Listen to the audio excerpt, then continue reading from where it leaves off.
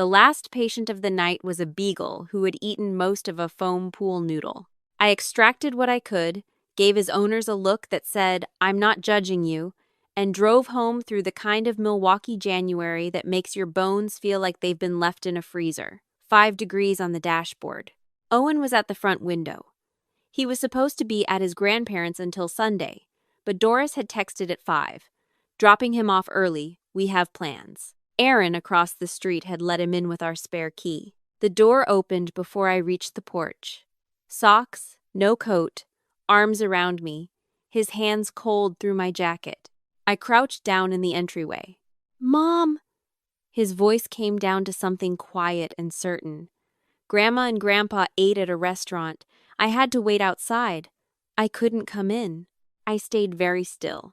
"How long were you outside, babe?" He made a shape with his hands that meant a while, until it was dark. I reached for his coat on the hook by the door. A blue, puffy coat I'd bought him in November at Target for $38.99. My fingers went to the zipper the way they always did every morning drop-off, habit finding the pull, and found nothing but cloth. The zipper pull had broken off. I hadn't gotten around to fixing it.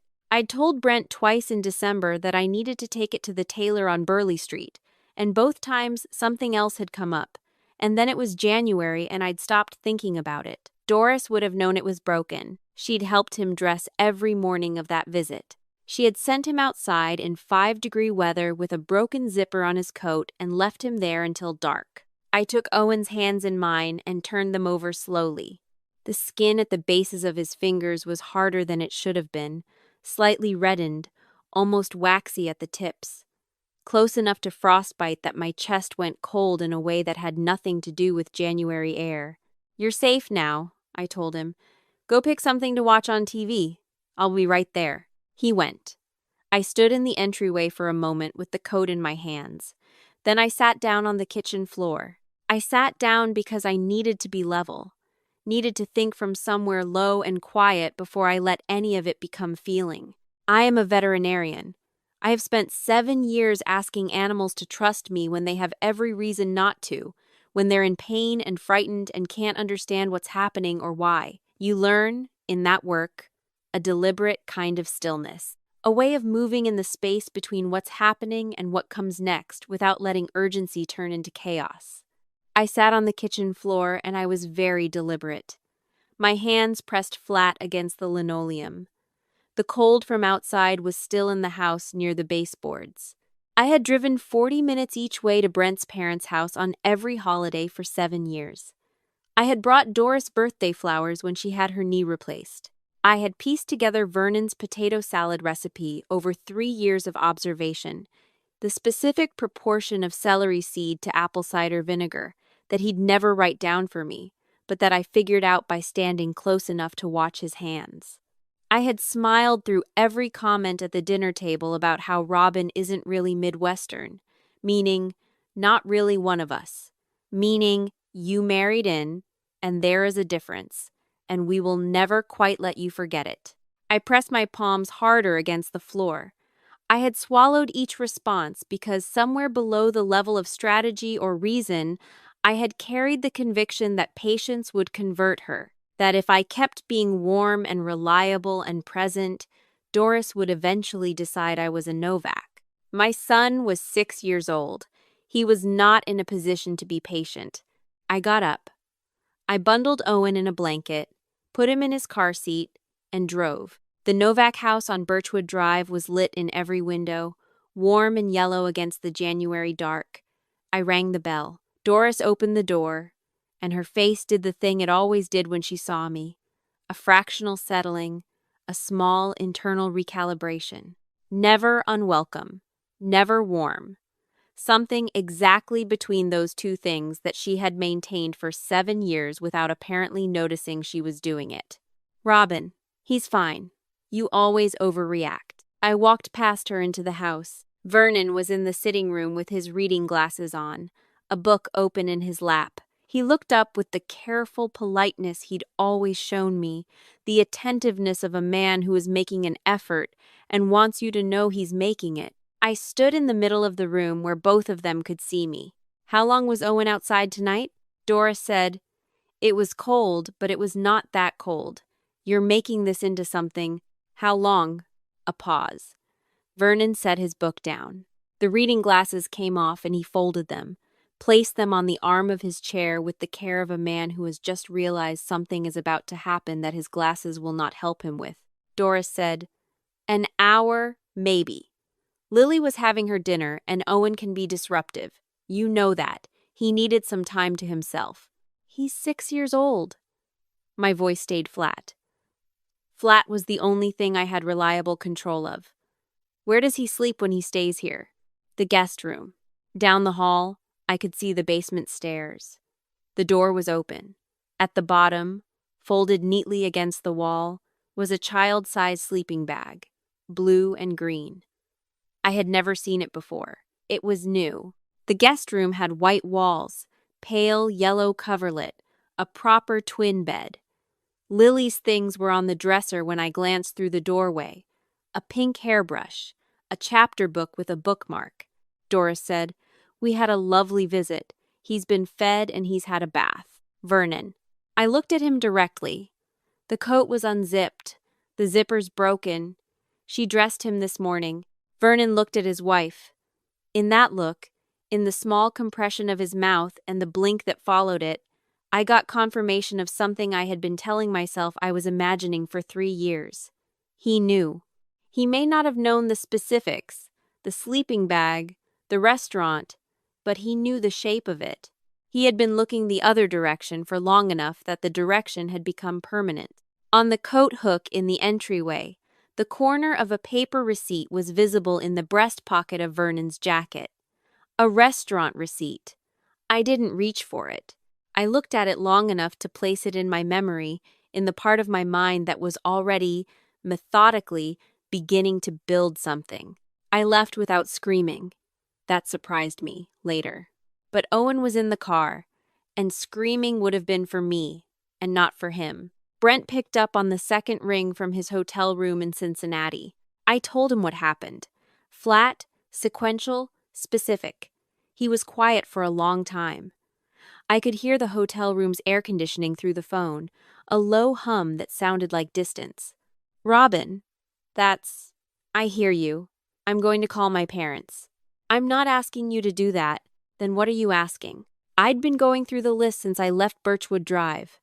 Not the restaurant, not just that one night. Christmas 2022. Owen eating in the kitchen while Lily sat at the main table, because Doris had decided the main table was too crowded, even though there were 2 empty chairs. Easter 2023. Owen's basket was the drugstore kind, $5 of candy, while Lily's had a $50 gift card and a bow on it. I'd kept Owen's basket in the garage in a bin labeled holiday supplies. I couldn't have told you why I saved it. Something in me said, keep it. November 2024. Owen came home from an overnight with a bruise on his forearm that Doris attributed to roughhousing. But Owen went very quiet when I touched it, and wouldn't let me wash that arm in the bath. I read the list to Brent. He was quiet again, longer this time. When he spoke, his voice had a different weight to it. "Robin, I know it's bad, but these are my parents." I had been hearing that sentence, in various forms, applied to various situations, for 7 years. It had never sounded like less than it sounded right now. "Owen is not going back there," I said. "Not until we have something in place." A silence. The hotel room air conditioning distant. Then, "Okay." I hadn't expected him to agree. I held that word carefully for a moment, turned it over, tested whether it would bear any weight. My neighbor Erin was on her porch the next morning when I still hadn't left for work at 9. She came across the street with 2 coffees. She was wearing a flannel jacket over her pajamas, her hair still flat on one side, the look of a woman who had been watching my driveway from her kitchen window and had made a decision. I showed her Owen's hands in the gray morning light. She set her coffee down on the porch railing and took his hands in both of hers, turning them over slowly, pressing gently at the bases of his fingers. 12 years of social work with Milwaukee County CPS before she left to raise her own kids, and she still had the hands for it, the careful attention of someone who has learned to look for things that children can't always name. "That's frost damage," she said. "Right there at the base of the fingers." She photographed both hands. Owen watched with the mild interest of a child who has spent much of his short life being patient while adults worked things out around him. He held his hands out flat and still, cooperating the way he cooperated with everything, without complaint, without asking why. "Go get your shoes, bud," I told him. "Mrs. Doyle's going to watch you for a bit." He went. Aaron and I stood on my porch in the cold. The street was empty. A salt truck had been through some time before dawn, and the road had that dull gray mineral look. She said, "Tell me everything." I told her everything. She listened the way social workers listen, without commentary, just the occasional nod that said, "Go on." When I got to the sleeping bag at the bottom of the basement stairs, she closed her eyes for a moment and opened them again. When I finished, she said, "A single incident, even this one, might not be enough for supervised visits. CPS needs a pattern." "I have a pattern.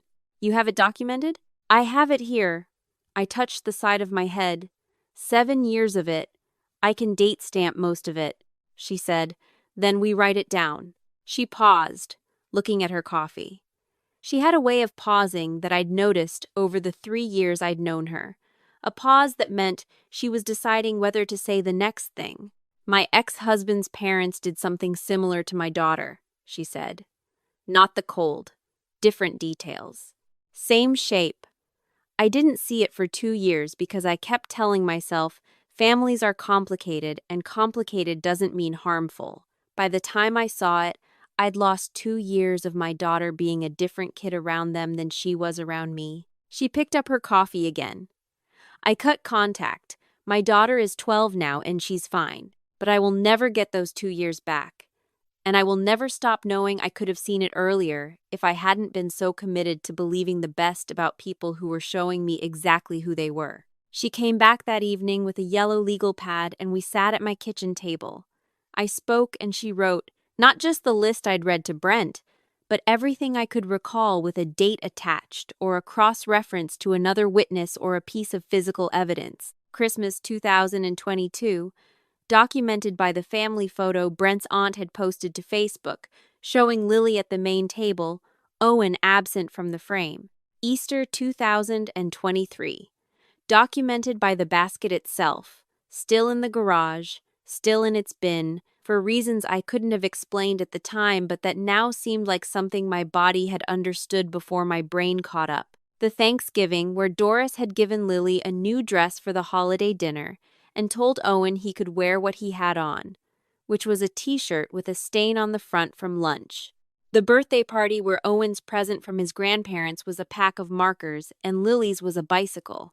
The incidents filled almost 4 pages, 14 entries across 3 years, each one small enough to explain away on its own, each one part of a pattern that was unmistakable when you saw them together. I hadn't set out to build a case. I had been remembering because something in me said the remembering mattered. "Aaron," I said, when we'd been at it for an hour. She looked up. "I didn't know I was doing this. I kept track because I couldn't stop keeping track." She set down her pen. "A lot of people do that. They keep track because something in them says the numbers matter, even when they can't say why yet." She looked at the pages. The numbers matter. 3 days later, Owen's teacher called. Her name was Miss Paulson, and she had the careful voice of someone who has made many difficult calls in her career and still takes each one seriously. "Owen drew a family picture in art class. I wanted to go over it with you in person, if that's all right." I went to the school the next morning. Miss Paulson met me in the classroom while Owen was at recess, the sounds of children filtering through the window like something from a different life. The drawing was on a piece of construction paper, the figures in crayon. Brent and I were upstairs in a house, a stick figure bed visible in the room. A figure labeled Lily was in a room labeled Guest's Room, in a proper bed, covered with a crayon blanket. A figure labeled Owen was in the basement, alone, on a sleeping bag. Owen had drawn himself the smallest figure in the picture. Small and precise and accurate in a way that 6-year-old drawings usually aren't, because most 6-year-olds draw what they imagine. Owen had drawn what he saw, Miss Paulson said, carefully. Is there anything about Owen's sleeping arrangements at his grandparents' house that I should know about? Yes, I said. There is. Can the school keep the original in his file? She kept the original. I photographed it before I left. I sat in my car in the school parking lot for 3 minutes with the photograph on my phone screen before I started the engine. That afternoon, Erin and I worked through what she called the documentation binder, laying each incident in chronological order and annotating with date, cross-reference, and evidence type, physical, photographic, witness corroborated, or self-reported. The restaurant timing was the gap I needed to close. That receipt was in Vernon's jacket pocket, I told Erin. If I can get the restaurant to confirm the reservation, I have a timestamp on the worst night. Do it. I called Brent's brother Matt that evening, casual, looking for a gift idea. What restaurant did his parents like? He mentioned Carbone's on Wells without hesitation, said their parents went there at least once a month, said Vernon always ordered the same thing. The next morning, I called Carbone's and explained I was trying to confirm a reservation from January 14th for my in-laws, a party of 3. The hostess confirmed.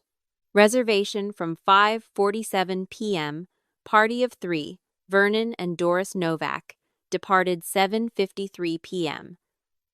I asked for a printed duplicate and drove over that afternoon. 2 hours and 6 minutes. Owen had been outside in 5-degree weather, with a broken zipper on his coat, while his grandparents sat in a warm restaurant for 2 hours and 6 minutes. It had been dark for most of that time. The sun sets at 4:38 p.m. in Milwaukee in mid-January. I placed the confirmation in the binder between the photographs and the incident log. The binder was color-coded.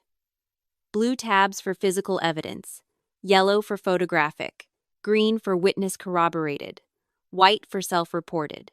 Erin had shown me how to organize it the way CPS intake workers expect to see information: chronological, annotated, cross-referenced. I had done the work in 2 evenings. The organizing came naturally to me. I had been organizing information about Owen's treatment for years without knowing I was doing it. Brent came home Thursday evening. The binder was on the kitchen table. I'd been waiting to have this conversation in person. I needed to see his face when he turned the pages. I told him about the CPS filing I was going to make, about the protection order I was exploring with a family attorney Erin had recommended. I showed him the binder. He sat across from me and turned pages without speaking. The kitchen was quiet except for the sound of pages turning and Owen's show playing softly in the other room.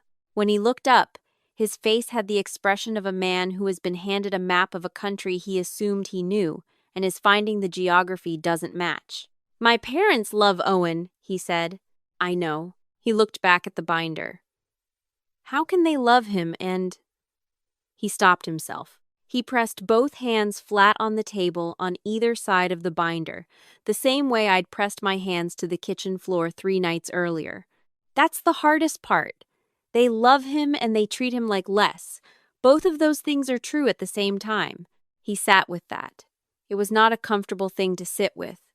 He turned back to the school drawing and looked at it again. I watched his eyes move across the figures, from Lily in the guest room to Owen in the basement. His thumb traced the edge of the paper, near Owen's name. My dad must know, he said. Very quiet. I think he does. And he just... Brent looked at the ceiling. He pressed his hands against the table. He just lets it happen. I don't think he sees it the way we're seeing it now. I don't think your mother does either. She thinks she's being fair. She thinks she's being a good grandmother. She has a different set of rules for Owen than for Lily, and she has told herself those rules make sense. Brent was quiet for a long time. The faucet in the kitchen dripped. Owen's show played softly in the other room, the cheerful music of a cartoon character doing something uncomplicated and kind. My mother used to make me stand outside when I talked back, he said. not for 2 hours. But she would send me out to the yard until I was ready to apologize. I was 6, 7, that age. He looked at me. I always came back in and apologized. I always assumed that's how families worked. He didn't tell me not to file. He went upstairs. I counted that as the permission it was. Aaron walked me through the CPS intake form that evening, section by section on the phone. The form took 40 minutes. Attaching the binder as a supplemental file took less than a minute. I submitted at 9:47 p.m. and looked at the confirmation screen for a long time. Then I called the family attorney, left a voicemail explaining the situation, and asked about emergency protection orders for grandparent contact. 3 days after the report, a CPS investigator came to the house. Her name was Linda Marsh, and she arrived in a navy coat with a notepad that had a county logo on the cover. She was calm and unhurried in the way of someone who does this work daily and has learned not to rush the people she's speaking with. She interviewed Owen in the living room while I sat in the kitchen with the door open. She spoke to him at 6-year-old level, asking about his weekends with his grandparents, about where he slept, about the restaurant. Owen answered in his careful, considered way, neither dramatic nor evasive, just a child describing his experience the way a child describes the weather. It happened. It was cold. He waited. She reviewed the documentation binder for 45 minutes. She looked at the school drawing for a long time. She held it up once and tilted it toward the window light, as if the angle might reveal something additional. She made notes in a small handwriting that I couldn't read from the kitchen. When she was done with Owen, she came to the kitchen table and sat across from me. "How long have you been aware of the pattern?" she asked. 3 years, maybe longer. I didn't call it a pattern until this month. I called it complicated family. She nodded. She had a way of nodding that wasn't agreement but acknowledgement, the nod of someone who has heard this distinction before. "The sleeping arrangements," she said. "How long has that been the case?" "I found the sleeping bag 3 weeks ago. Owen's drawing suggests it's been going on for at least several months, possibly longer. He drew it like it was normal, like it was just where he sleeps." She wrote something in her notebook. "And your husband? He's upstairs. He knows I filed. He hasn't stopped me. He also hasn't come down." She looked toward the stairs, then back at me. "That's not uncommon." Before she left, she said, "This is a thorough report. We're going to open an assessment. Someone will be in contact within the week to schedule follow-up visits." The family attorney called the next morning. An emergency protection order could be filed based on documented harm. Given the frost damage photographs, the school drawing, and the incident pattern, she was confident a temporary order would be granted. I authorized her to file. The order came through on a Tuesday. Doris and Vernon Novak were prohibited from unsupervised contact with Owen Novak, pending the outcome of the CPS assessment. I stood at the kitchen counter and read the document twice. Relief should have arrived. What arrived instead was more complicated. A kind of stillness that came from understanding I had crossed into territory that would keep moving whether or not I was ready. The legal process was in motion. Brent was in the other room. He hadn't come downstairs when the envelope arrived. 3 days after the protection order was served, Doris called. I let it go to voicemail. I played it once with Aaron on the phone listening. Then I played it again. Then a third time, standing at the kitchen window watching the street where nothing was moving. Doris's voice had the quality of someone who had rehearsed the call and had decided exactly what she was and was not going to say. She called me unstable. She said using the legal system against one's own family was the most destructive thing you could do to a marriage.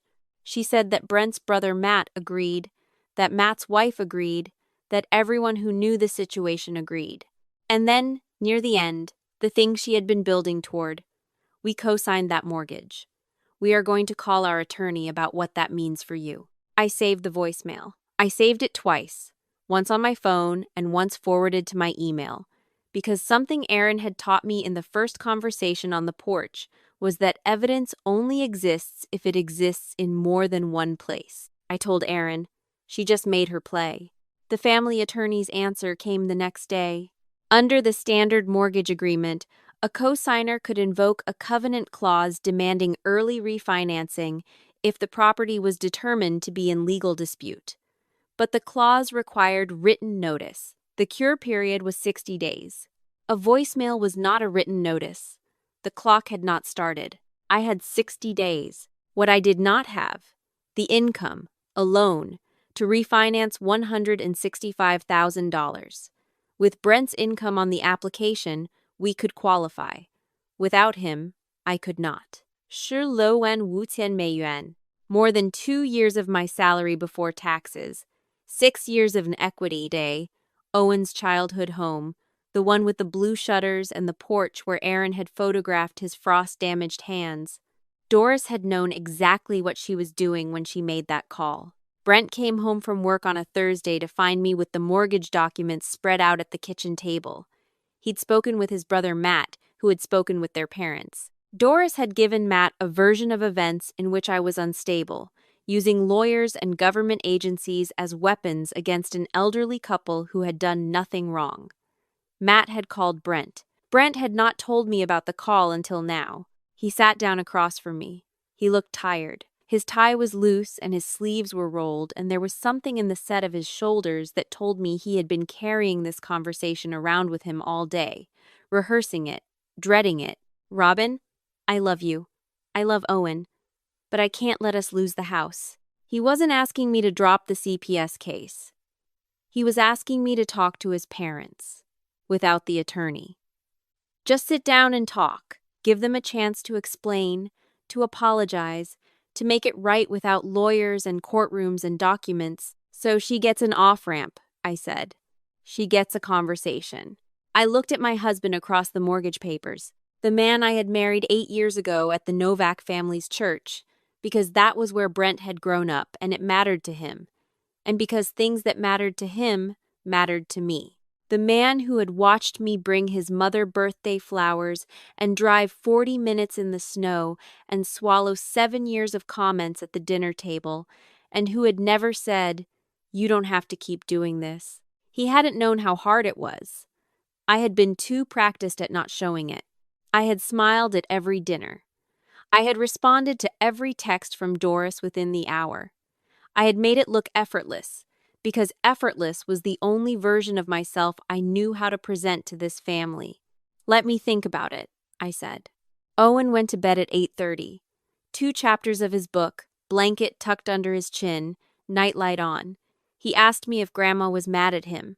I told him no one was mad at him. He asked if he did something wrong at the restaurant. I told him he did nothing wrong. He accepted this the way he accepted most of what adults told him, with a nod and a small adjustment of his blanket and his eyes closing before I reached the door. He was a child who fell asleep easily. He always had been. Even as a baby, he would close his eyes and go, "No fuss, no negotiation." I used to take credit for it. Good routine, consistent bedtime, the right kind of nightlight. Now I wondered if it was something else. If he had learned, early, that sleep was the simplest way to stop being present in a situation he couldn't control. If falling asleep quickly was just another form of patience, the patience of a child who has decided that the safest thing to do is be small and quiet and still until the adults sort things out. I sat down in the hallway outside his room. The house settled into the deep quiet that Milwaukee gets in January, a weighted silence, heavier than silence in warmer months, as if the cold outside pressed against the walls and made even the air inside denser. Brent was asleep. The heat was running somewhere in the walls. My hands were cold even sitting still. Owen's coat was on the chair in his room. I had brought it up from the entryway hook without deciding to, sometime in the past few days, and now it was just there. I reached for it. The broken zipper tab. The faded blue of the fabric. I had bought it in November and meant to get the zipper fixed. Doris dressed him in this coat on the morning of January 14th. She found the zipper broken and sent him out in 5-degree weather anyway. She sat inside a warm restaurant for 2 hours and 6 minutes while he waited in the dark. I held it in my hands. The fabric was cold. Everything in the hallway was cold. 7 years of casseroles. 7 years of staying quiet at dinner, swallowing comments and corrections, and the expression on Doris's face when she looked at me, that fractional settling that said I was present but not quite real, not quite family, not quite the woman she would have chosen for her son. I had carried, without ever testing it, the belief that patience and warmth and relentless presence would eventually convert her, that Owen was worth keeping fully, if I was just good enough long enough. My patience had kept Owen in a house where he slept on a basement sleeping bag while his cousin had the guest room. My patience had kept him outside in 5-degree weather with a broken zipper for 2 hours and 6 minutes while his grandmother ate dinner inside. I had told myself I was keeping the peace. I had been keeping him in danger. The understanding of this came in layers rather than all at once. First, it was a cold thing, sitting there in the hallway with the coat in my hands. I pressed the fabric between my fingers. Then it was specific, each incident from the documentation binder playing back in sequence, not as evidence now, but as something more interior. The Christmas dinner, the Easter basket, the bruise, the sleeping bag. And then it was grief. Actual grief, the kind that arrives without announcement and sits in your chest like a stone. For the years of trying, and for the small boy asleep in that room who had trusted me to keep him safe, and who had been sitting, patiently, on a sleeping bag in a basement, waiting for me to understand that what he needed was a different kind of protection than the one I'd been offering. I set the coat on Owen's chair and stood up. I looked at my son in the nightlight, his face in sleep, his hands, slightly roughened at the fingers still, almost healed. I picked up my phone. Erin picked up on the second ring. "I know," she said. "I can't give her an off-ramp. I know, but I can give her a table." The shape of the plan was forming as I spoke, something that was not anger and not strategy exactly, but lived somewhere between them. A dinner, me and Brent, the two of them, everything I have, on the table in front of them, here, in our home. Let them see the full picture and make their choice. A pause on the line. Erin said, "What do you need from me?" "Come over tomorrow. Help me put it together." I got up from the hallway floor. I went to the kitchen and drank a glass of water at the counter. The mortgage papers were right there, fanned out where I'd left them that afternoon. I set the glass down on top of them. $165,000. The number sat on the page like a fact, which is what it was. Erin came the next morning with coffee, and we sat at the kitchen table with the full binder, the school drawing, the photographs of Owen's hands, the restaurant confirmation, the mortgage documents, and Doris's voicemail printed out in transcript. "The covenant clause requires a written breach notice," I said. "She hasn't sent it. The clock hasn't started." So the threat was just a threat. The threat is a voicemail I have saved, with a printed transcript. I looked at Erin. At the dinner, I'm not going in angry. I'm going in prepared. She was quiet for a moment. She turned her coffee cup in her hands. Then she said, "You're not trying to destroy them. You're trying to stop them. There's a difference. Go in knowing that difference." I found Brent in the kitchen that evening and showed him everything. The whole binder, laid open, each item in sequence. The incident log with its 14 dated entries, the school drawing in color copy, the frost damage photographs, the restaurant confirmation with its timestamp, the mortgage documents, the voicemail transcript with Doris's words in plain print. He turned pages slowly. He was quiet for a long time. I stood at the counter and watched him read the way I watch anxious animals at the clinic, without pressing, without rushing, giving space for the information to arrive at its own speed. When he got to the school drawing, he stopped. He looked at it for what must have been 3 full minutes. Owen's crayon figure in the basement, smallest in the frame, alone on the sleeping bag while the family was upstairs. Lily in the guest room with a bed and a blanket.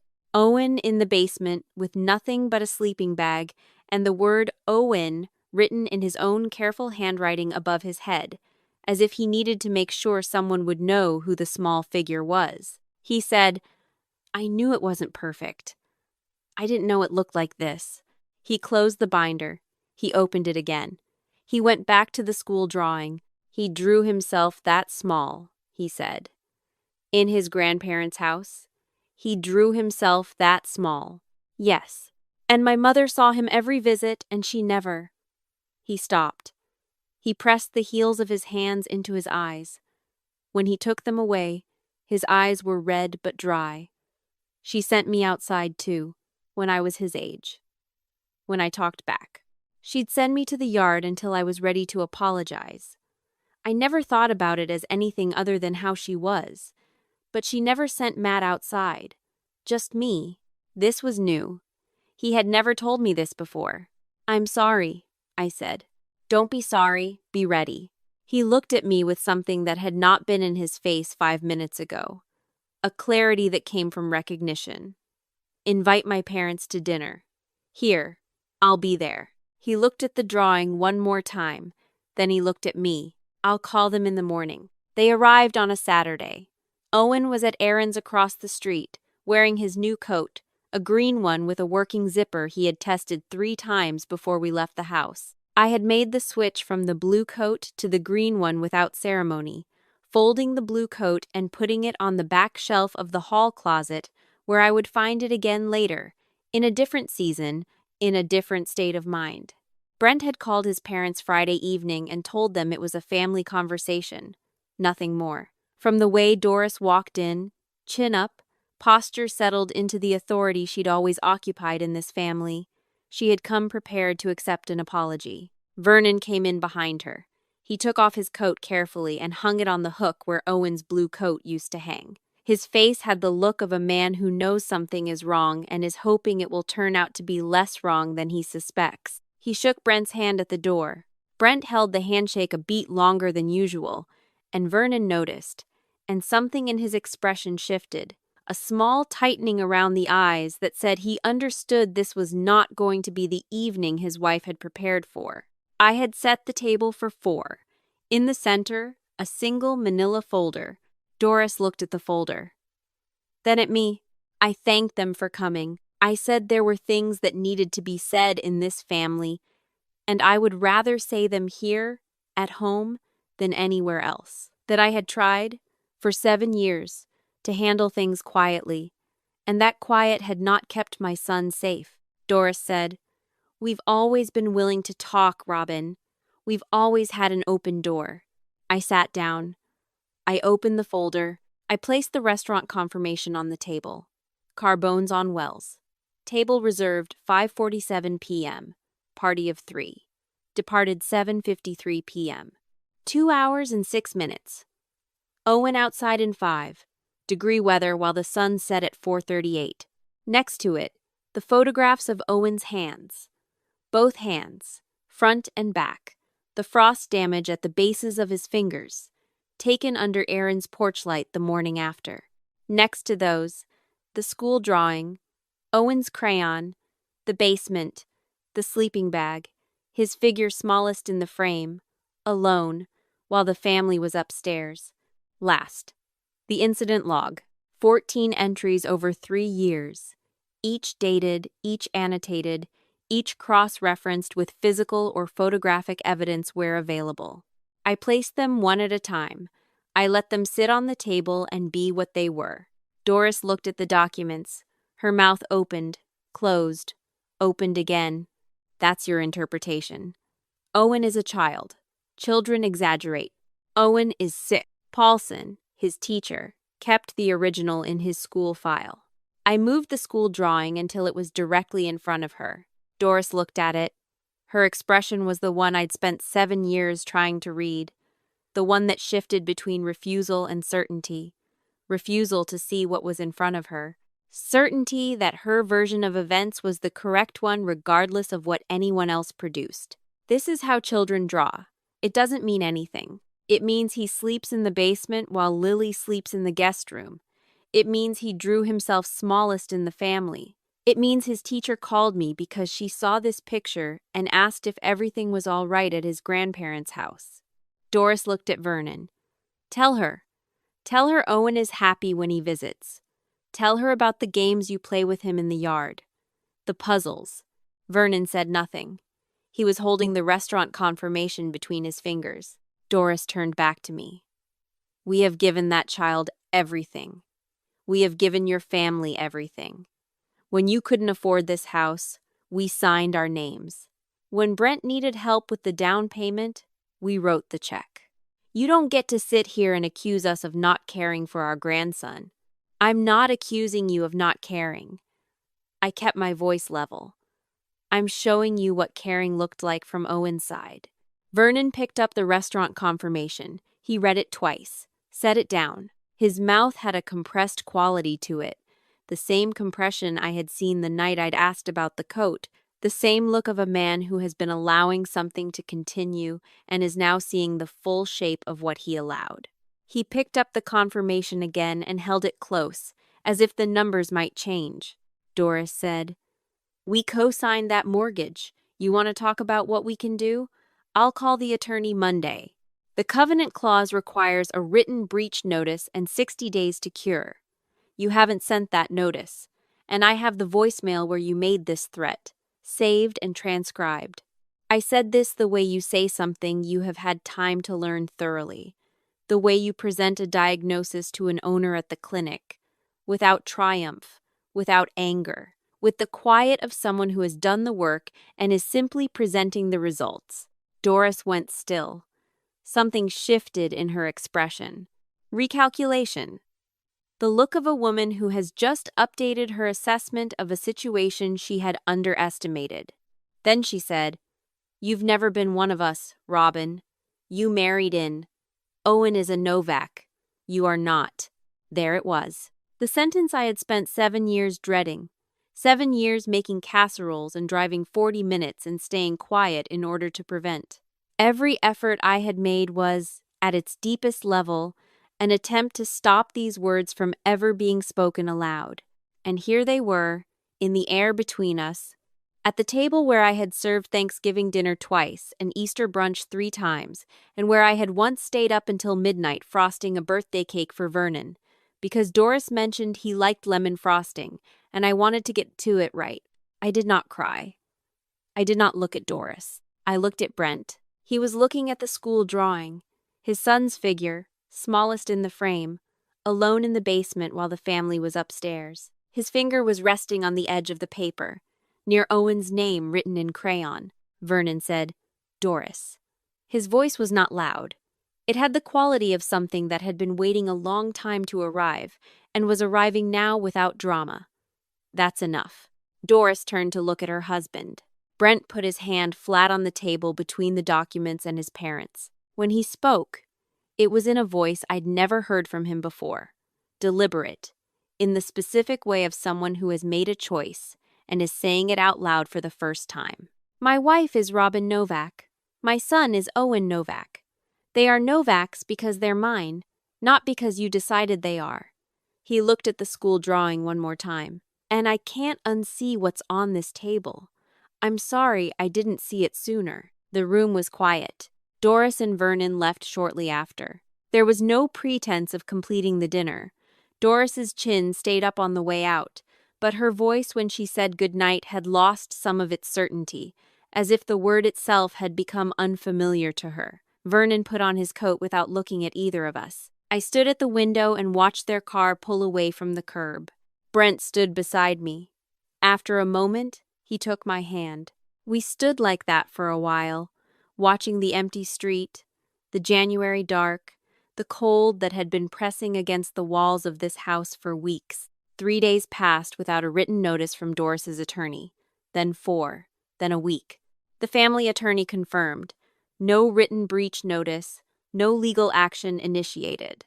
With the CPS assessment nearing completion, we had standing to pursue a private refinancing. Brent's income, our joint equity, a new lender with no connection to the Novaks. The numbers required some working through. The new rate would cost us an additional $4,800 per year, roughly $63 more per month. More than I wanted, less than any alternative. $165,000. More than 2 years of my salary. It was also, as Brent said, one evening while we sat with the paperwork, the price of the house being ours and no one else's. We signed the application. The CPS assessment closed with a finding of documented pattern of differential treatment consistent with emotional neglect. The investigator recommended supervised contact only, with a formal safety plan required before any resumption of overnight visits. The family attorney converted the temporary protection order to a formal supervised visitation order, naming Doris and Vernon specifically. Brent called his parents that evening. I sat in the kitchen while he talked in the other room. I didn't ask him what he was saying. I could hear the tone of his voice through the wall, and it was the tone of someone delivering information that was not up for debate. He came back to the kitchen and sat across from me. I said, "Are you okay?" He said, "I'll let you know when I figure that out." He looked at the table between us. "But yeah, I'm okay." He reached across and put his hand over mine. His hand was warm. Mine was cold, the way my hands have been cold for most of this winter. A cold that had nothing to do with temperature and everything to do with the body keeping score of its own kind of accounting. "We're going to be okay," he said. It was not a question and it was not a promise. It was something closer to a decision, spoken aloud so that both of us could hear it. 6 weeks later, the Milwaukee cold hadn't broken, but the light had changed quality. In the afternoon now, between 4 and 5, the sun came in at a different angle, and for a moment or two each day it caught the kitchen floor and turned it briefly gold. Owen had a baseball game. His first season on a Parks Department team, 6 and 7-year-olds in mismatched shirts on a field that was more mud than grass in early March. I sat in the bleachers with Erin and 2 other mothers I'd met over the past month, part of a neighborhood parents group that had started meeting on Thursday evenings at the coffee shop on Locust Street. Brent was at first base in a borrowed coaching vest, a volunteer position he'd signed up for because Owen had asked him to. Owen came up to bat in the 3rd inning. His grip on the bat was slightly wrong, and I saw Brent start to move toward him, then stop and let him work it out. Owen swung. The bat connected with the ball, a solid crack that seemed to surprise him as much as anyone on the field, and he took off running. He didn't make it to first, tagged out at the bag, fair and square. But he ran the whole distance and stopped with his arms out like he'd stuck a landing, and he was laughing. Erin said, "Is he always like that?" "I'm learning who he is," I said. "He used to be quieter." She looked at me. "He argues about cereal now. He has opinions about everything. He told me last week that blue is objectively better than red for most things, and he had reasoning. Surprisingly solid reasoning for a 6-year-old. The refinancing paperwork had cleared 2 weeks ago. The house had one set of owners now. The name on the mortgage was Brent and Robin Novak. No co-signers, no caveats. $165,000. Carried by us, at a rate we could manage on 2 incomes and 10-hour shifts, and the kind of stubbornness that keeps you signing forms in a title office on a Tuesday afternoon. Brent's brother Matt had texted last week. Their parents had started seeing a family therapist. Not court-ordered. Vernon's idea. Brent showed me the text. I read it twice and set the phone down on the counter and went to check on the laundry. I didn't know what that would mean for them or for us. I didn't need to know today. Owen came off the field between innings and found me in the bleachers. His face was red from running, a smear of dirt on his left knee. "Mom, did you see?" "I saw," I said. "I hit it, though. You absolutely hit it." He went back out looking extremely satisfied with this verdict. Erin handed me the rest of her coffee. We sat in the bleachers in the thin March light, and I watched my son run back to his position. I watched Brent adjust his coaching vest and say something to the kid on first base that made the kid laugh. I watched the mud field and the mismatched shirts and the parents in the bleachers who had no idea what had happened in January and had no reason to, and I did not think about the mortgage or the court order or Doris's face at the dinner table. I was thinking about whether Owen would want pizza or tacos for dinner, and about asking him and letting him choose, because I had been enjoying the experience of hearing what he decided when someone gave him the question directly and waited for his answer. That evening, after Owen was in bed, I opened the hall closet looking for a cardboard box for donations. On the back shelf, behind the board games and the broken umbrella, the blue coat was folded, Owen's coat from January. I'd put it there when I got him the new one. I looked at it for a moment. The broken zipper tab, the faded fabric. The left pocket still had a crumpled tissue in it, the kind Owen always stuffed in there and forgot about, and a single Cheerio, which was the kind of thing you find in the pockets of a coat that belongs to a child who eats cereal while walking to the car. I could smell the coat from where I stood. Not strongly, just enough. The smell of cold fabric and something faintly chemical. The smell of the clinic that had gotten into my jacket that January night and transferred to his coat when he pressed himself against me in the doorway. Antiseptic and dog fur and the cold of a Wisconsin night all layered together in a fabric that was too thin for the weather it had been asked to handle. There was a time, not long ago, when I kept things the way some people keep accounts. Birthday flowers given to a woman who never said thank you, holiday dinners where I got the recipe exactly right and Doris mentioned that her mother's version was different, 40-minute drives through the cold, both ways. Never once with Brent at the wheel because he was always already there, because it was his family's house and he would arrive first and I would arrive after, like a guest, like someone visiting a country that was not quite hers. 7 years of it, accumulated in my memory like a ledger I'd been keeping without knowing what I was charging toward. I don't do that anymore. I can't tell you the exact day I stopped. Sometime between January and now, between the night on the kitchen floor and the morning the refinancing papers came through. When I do something for Owen now, for Brent, for anyone, I don't track it. The effort doesn't accumulate. It doesn't feel like currency being deposited into an account that will never pay interest. It just is what it is. I can see, from this distance, what I couldn't see while I was inside it.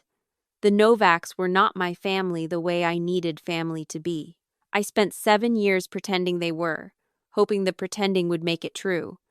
I am not bitter about this. It was what I did with what I had, but I don't have to keep doing it. And I don't have to keep holding myself responsible for the fact that it didn't work. The crayon drawing is still in the school's files.